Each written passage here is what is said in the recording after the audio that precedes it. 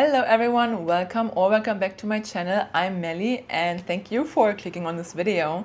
And today I have a beginner's tutorial for Davinci Resolve for you because as a very tiny YouTuber and I changed from using CapCut to Davinci Resolve, I had so much problems trying to figure out Davinci Resolve, and there is so many tutorials on YouTube, but as a beginner, I feel like even the pros that know what to do in Davinci Resolve kind of explain it very difficult. So I thought I would just give you a hopefully more easy and eased in way to Davinci Resolve and make you start editing.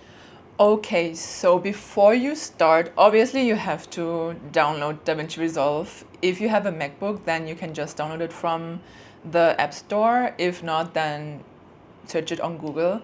And then my very first tip is go to, if you have a MacBook, I don't know if you use something else, but go to the Apple button and then go to About This Mac. And then you see your processor, your graphic cards. And I put all of these information into ChatGPT because the first time I used Davinci, it would not work properly. So put all this information into ChatGPT and ask them to optimize the settings for Davinci Resolve. And then you can see I have some projects because I tried to figure out the settings so it's preset for the timeline. Let's just open one of the timelines. And to do that, you go to File and then you go to Project Settings. You have to be in one of the projects, otherwise it will not work. And then for my personal laptop, I put the settings for timeline resolution, basically normal. Timeline frame rate 30, and then if you go down here to optimize media and render cage, I don't know how to pronounce this in English, I put it to half. So in the timeline, the quality should be a lot worse than when you actually export it. So yeah, this is what I did, but then sadly you cannot just press save, otherwise you will have to redo it every time, and that's why I had so many timelines open, because I had to figure out how to do this. You go to the 3 points here and then set current settings as default preset. That way, every time you open a new project, this setting will be basically always automatically there. Also, if you want to do short form content, you have to go back into the setting and then use vertical resolution, and then it will basically change it automatically to short form. We don't need it right now, so let's just leave it as that and then save, although I did not change anything. So yeah, you have your first project open. And then in the bottom, you have different working spaces, and they're all for different things. This one is literally just for cutting, which I think even most professionals, they don't use this as much. For cutting, you basically just want to go into this space, and I will tell you what you have to do with the other ones if you actually need it, like what I've used so far. Yes, so if you have this one, then you want to import your clips. And so you basically take your stuff and then let's start with these ones. These ones, because I filmed them with the camera, they have the audio, but I don't need the audio right now. It's not that I need it, but it's automatically even just in the normal clips, so I don't want to import it together, because last time I did that, it was so hard to just get the clips into the timeline. So I've just put the videos because they have the audio anyways. So yeah, let's do this. So, and then you just drag it into the media pool and wait until they're there. And then for me, I guess this, I have to check this one too, but you just press change if it's not the same frame rate, and it will automatically adjust the frame rate settings. Let me check, maybe, oh, it's 29.97, that's why. So now I have my clips in there, and then if you want to put them in your timeline, you can either just drag them, or if you have shortcuts, you can also put them with clicks. So for my shortcuts to use, I put this one. And then I have the video that I want to put in there. However, what I found that sometimes, like it was so hard to figure out, but I think if I want to put this in between, if I put it here, oh no, now I cannot see. Yes, it will be at the end and not in the middle where I wanted it to be. So let's go back. Also, this one I found so annoying, but you cannot, even if you hover over like this, it does not show you the timeline. If you know how it works, please let me know, because even though I've asked ChatGPT, I could not figure this out. But I kind of got used to it now to like just click on here.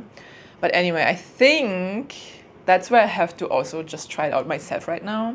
If I want this in between there, I think I have to put this one. So yeah, it should, now it's like in between them. And I will have to figure out the shortcut for that one. Also, let's get to the shortcuts now. You go to Davinci Resolve and then go to keyword customizations, and then you can see all these things. So I will only tell you the most essential that I currently use. So really the most important is ripple delete, because if you just delete the clip, it will not attach the last clip to the one in the front. Like you will have a space and have to manually drag everything, which is pain. So just go in the search bar and then click ripple, or like not click, but put in ripple. And then you can see these different types. And then cut timeline, ripple delete. I put it as shift and then the delete button, because if I only press the delete button, it already is the shortcut for just delete. So this is basically the one where it will not push it back to the next clip right away. So this is my setting. And then the most used, I love this setting, is, let me go to trim. And then there you see the ripple. And then end of playhead, I have it as shift and Y.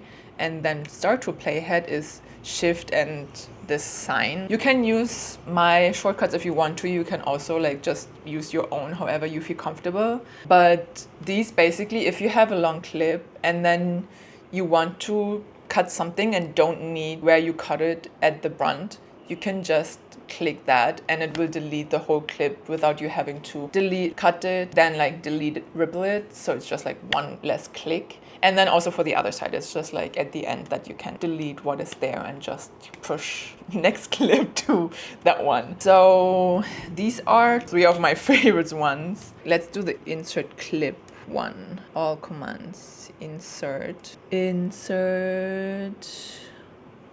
I think this one, F9. What can I use? H. You can also check on the like on top here, what settings are already like preset for shortcuts. Okay, so I don't have control and anything, so I will do control and I for this one. You just basically press control and I to set this setting, and then you go to save. And now if you go to close, now if I select this clip and I go to control and I, it literally got inserted in the middle.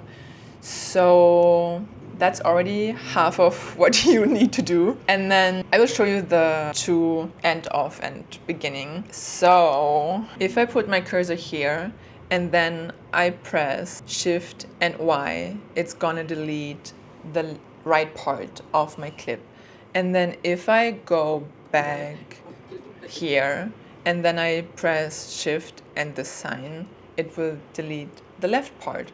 So I love that, because sometimes I just need to use Command B to cut somewhere. And then if I, for example, if I make a mistake, use like a lot as well, and I want to delete that part, I can just cut once and then delete part completely without having to click 3 more times. And then also I will show you, if I just, let me cut this part, and then if I select this and I just click delete without anything, you see there's space. So I would have to drag this all back to here, which is a pain, as I said before. So yeah, that's basically already the main thing for deleting and cutting. And then next, let's go to subtitles, or like if you want to add any kind of text. Let's see where I can go in my timeline to put, okay, let's do this clip. And then you go on the top, you can see this sign and you go to titles. So there's literally two things you have to be kind of, let's say, careful of, or like it threw me off in the beginning. So if you put title, let's just take this one, you also drag it here, and this one will show you video 2, which is kind of strange to me because I don't like the subtitle. Subtitles is so weird to find. So just click up there to search subtitles. And then I use this one as the most simple one. And if you put this one here, you see it will automatically make a subtitle section. So I will show you in the end how to do it, but I exported my clip with some titles and some subtitles, and then when I rewatched it, the subtitles were gone. I'm like, where did they go? So you have to be careful in the end. Anyways, to also change the title, you just click on it, and then on the side you can see the text. And so let's say my bad in Chiang Mai. And then you can see if you just play it, it will be there. And then for the subtitle, you do basically the same. You just change it. This is where I sleep. And then if you click customize caption, you can change the font, you can change how big you want it, you can change the color. Here, let's do green for whatever reason. And then you can also change the positioning if you want to, like up and down. Next, what we're gonna do is we wanna insert a photo on top of your timeline, or also it also works with a video. So let's go back to this part. Let's take this video for just no reason. Oh no, I want it above. So this is also one thing that I'm still confused about.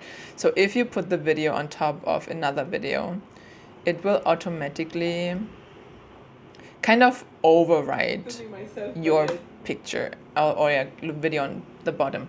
So you can zoom in or zoom out, and you can also like change the rotation angle and anything else. Now let's get it back to straight. How do I do it? 0. And then you can also put in position like back and forth, side, up and down, wherever you want it to be. And then it's basically just playing over another clip. And you do the same with your photos if you have to. Okay, so now basically you have your subtitles, you have your title, and you want to export your video. To export your video, you click on the racket on this bottom, and then you also have to check that in the render settings you have entire timeline and not in and out range. Because if you put in and out range, it will only export this one video.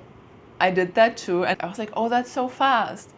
And I checked the video and it was literally just like a 10-second video because it was just this little part. So every time you have to check that it's entire timeline.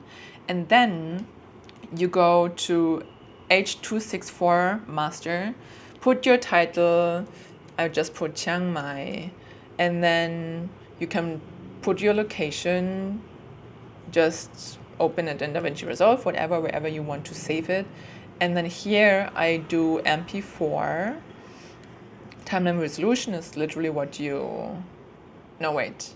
Okay, for this one, I'm not so sure, but just to be sure for myself, I will do it in 1920 x 1080 HD, so it's perfect for YouTube. And then the most important thing, if you have subtitles, you go to subtitle settings, and then you want to export subtitle and put it as burn into video, because if you don't do this, your subtitles will not be in the video. And I was so confused, like, why, where are they? Because honestly, I have no idea why. Like, there's some settings in DaVinci Resolve that don't add those things like automatically, because why do you have to do it separately? Please, if someone knows, tell me in the comments. And then you add it to the render queue, and then you just click render all, and it will start rendering, and you will have everything in your video that you edited. So this was my little tutorial into like how to edit. Obviously, it's really just very basic, but I hope it helps you to get a little bit easier into DaVinci Resolve. And like for other things, you can either just, if you want to know how to track things, just put in like how to track an object in DaVinci Resolve, and there will be videos from more professional people that have like literally just the specific settings or like the specific tools you want to know as a video. So they are not as long as like overwhelming as a whole YouTube tutorial, because I feel like the beginning tutorials that are like 1 or 2 hours long, it's just too long and too overwhelming. Like I don't remember all those things if I don't like try them out myself, or if there are not just like small pieces. So yes, I hope you liked this video. If you did, then please give it a thumbs up. If you have like any tips, if you know more than I do and like have tips for me to implement into my videos, then please leave it down below. I would be very appreciative of that. And I hope you subscribe to my channel if you want to see more of my videos. And I hope you have a nice day, and I will see you in another video. Bye!